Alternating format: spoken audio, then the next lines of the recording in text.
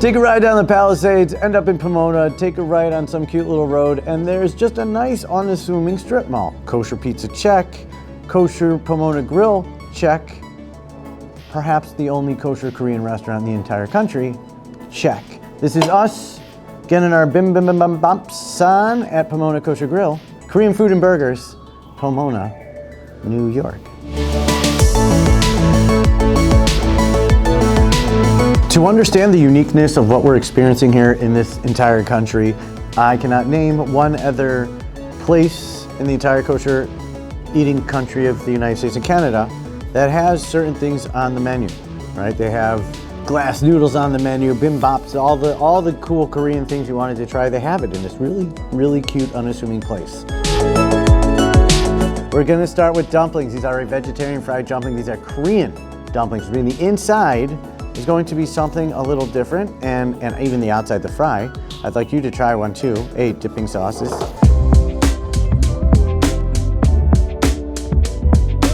The flavors here are totally different. This is not Chinese food, this is not a Chinese dumpling. This is a Korean spot with a quickie mad munchie. The vinegar is different, the salt is different, the sweeter is different, the brightness, and the fried crunchy is totally different. This is steamed tofu. I love steamed tofu. It's a different texture, it's soft, it's curd-like, but because it's Korean, it's done in that sesame. It's very sesame forward, and it's gonna be a little spicy in the middle. And Judd, tofu's good? Looks like a filter fish.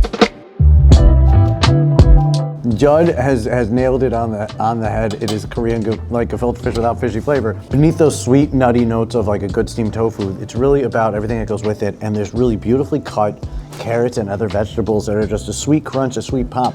But undeniably, that same kind of more Korean sweet, Korean salty. It's not the other Asian direction-y where like Japanese would be refined, very striking. This is more beautifully blended, sweet and bright. When you think about Korean sandwiches or Korean hybrids or what we would experience or want to experience in kosher, it would always feature something called Bulgogi and the Korean fried chicken. These are two things that are specific examples to how unique the experience is we're here today. Because I have a Bulgogi sandwich and a chicken sandwich. Both, again, like it's a chicken sandwich beautifully built with all the parts. Lettuce, tomato, onion, bread. But it has a very specific special type of chicken on the inside. And that special type of chicken is Korean fried chicken. And Korean fried chicken is different seasoning, different frying processes, oftentimes done twice.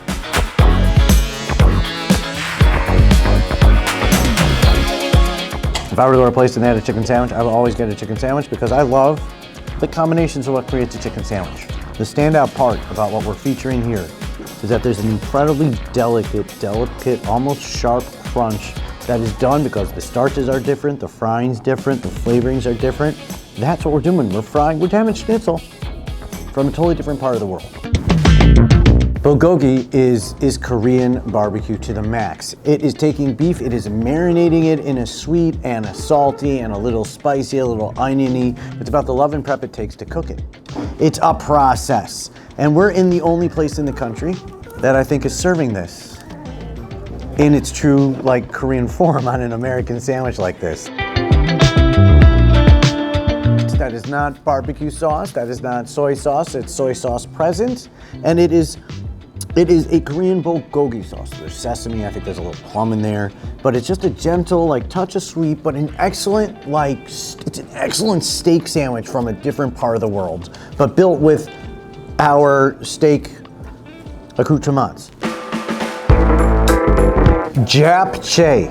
There's a Korean noodle that is the most common noodle in that area, and it is a yam noodle.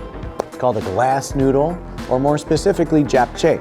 Sesame, veggie, beef, all those wonderful ideas of a different kind of Swedish, more kind of soy saucy forward seasoning, but with that wonderful crunch and nuttiness of sesame, with a little bit of spicy in there. This is iconic. This is a very specific, not a Jewish food, and we are just here to learn about it.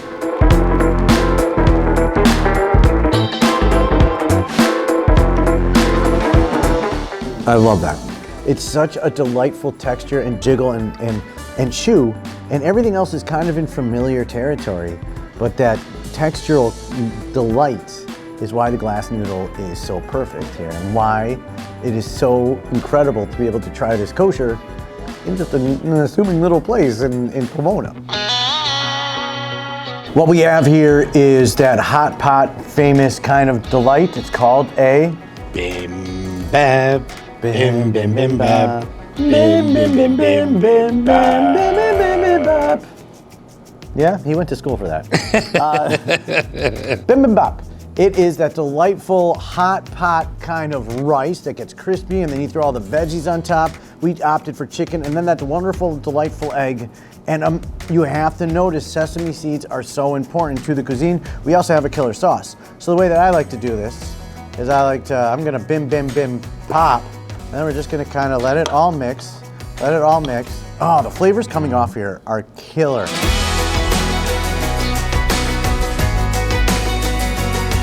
You live in a world of rice bowls, all that kind of jazz. You understand this. You go and you get a rice bowl, then you get your veggies, you get your egg on top and your proteins. This is the original Fit 1. This is the Korean version. It's called bim bim bim bam bap bap. And it cooks all together. I'm gonna take a mushroom, and it smells beautiful. And then you take this wonderful sauce that is meant to highlight every single feature. So the sweet features get a hit from the sauce, the spicy features get a major hit from this sauce, the sour notes get a hit, and all of a sudden you have a well mix of very complex identity and flavors. To have this kosher in America is not a normal thing. It is a special thing and it's meant to be celebrated. It has to be celebrated.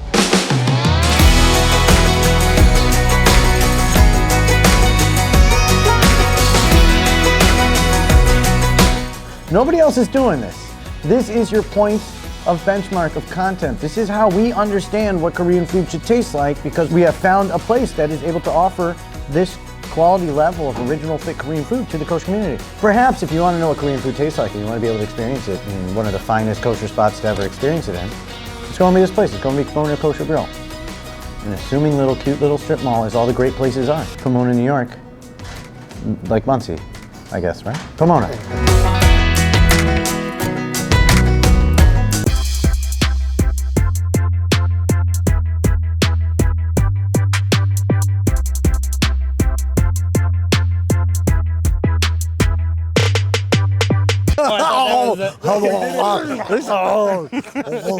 Oh,